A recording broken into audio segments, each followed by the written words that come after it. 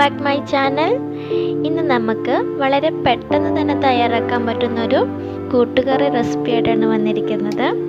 വൻപയറും പച്ചക്കായും ഇട്ടൊരു കൂട്ടുകറി. അപ്പോൾ ഇതെങ്ങനെ തയ്യാറാക്കുമെന്ന് നോക്കാം. അപ്പം നമുക്ക് പെട്ടെന്ന് തന്നെ വീഡിയോയിലേക്ക് പോകാം. ഇതിനായിട്ട് ഞാനിവിടെ ഒരു ഗ്ലാസ് വൻപയറും ഒരു വലിയ ഏത്തക്കായുമാണ് എടുത്തിരിക്കുന്നത്. ഏത്തക്കായ ഒന്ന് ചെറുതായി കഷ്ണങ്ങളായിട്ട് മുറിച്ചിട്ടുണ്ട്.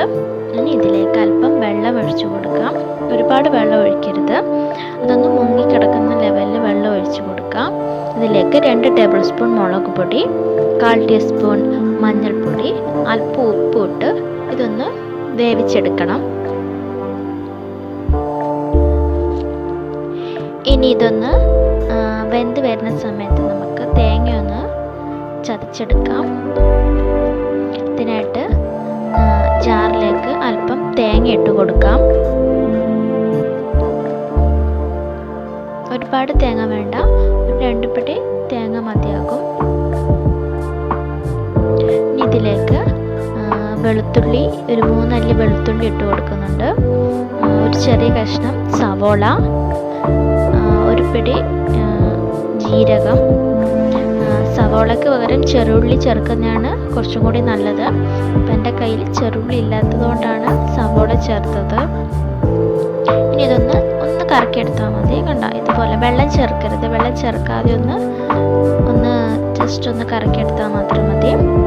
ഇനി ഇതിലേക്ക് അല്പം തേങ്ങ വറുത്തെടുക്കണം. അതിനായിട്ട് 2 ടേബിൾ സ്പൂൺ വെളിച്ചെണ്ണ ഒഴിച്ചു കൊടുത്ത് കറിവേപ്പിലയും കടുക് ഇട്ട് കൊടുത്തു. കടുക് പൊട്ടിയതിന് ശേഷം സവോള ചേർത്ത് കൊടുക്കാം. ഇതിലേക്ക് 2 വറ്റൽമുളക് ചേർത്ത് കൊടുക്കുന്നുണ്ട്. ഇനി തേങ്ങ ഇട്ടൊന്ന് വറുത്തെടുക്കാം. നമ്മൾ തേങ്ങ ചതക്കാനെടുത്ത തേങ്ങേനേക്കാളും കൂടുതൽ വറുക്കാൻ വേണ്ടിയിട്ട് എടുക്കേണ്ടതാണ്. കൂടുതൽ തേങ്ങ വറുത്ത് ചേർക്കുന്നതാണ് കറിയിൽ കുറച്ചും കൂടി ടേസ്റ്റ് ഉണ്ടാവുക. ഇനി ഇതൊന്ന് നന്നായിട്ടൊന്ന് വറുത്തെടുക്കാം.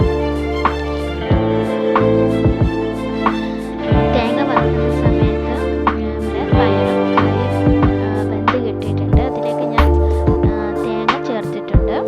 ചതച്ച് വെച്ച തേങ്ങ ഇതിലേക്ക് ചേർത്ത് കൊടുത്തു. തേങ്ങ ചേർത്തതിന് ശേഷം നല്ലതുപോലെ ഇതൊന്ന് തിളച്ച് കിട്ടണം. തിളച്ചതിന് ശേഷം നമുക്ക് വറുത്ത് വെച്ചിരിക്കുന്ന തേങ്ങയിലേക്ക് ഇത് ചേർത്ത് കൊടുക്കാം.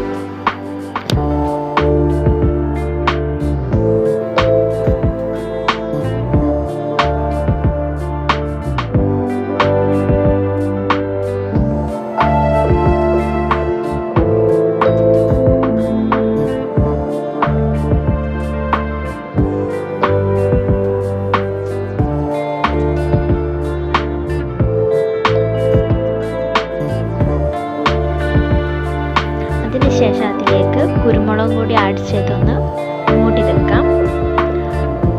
അങ്ങനെ നമ്മുടെ കറി റെഡി ആയിട്ടുണ്ട്. ഇത്രയേ ഉള്ളൂ. അപ്പോൾ എല്ലാവരും ഒന്ന് ട്രൈ ചെയ്ത് നോക്കണം.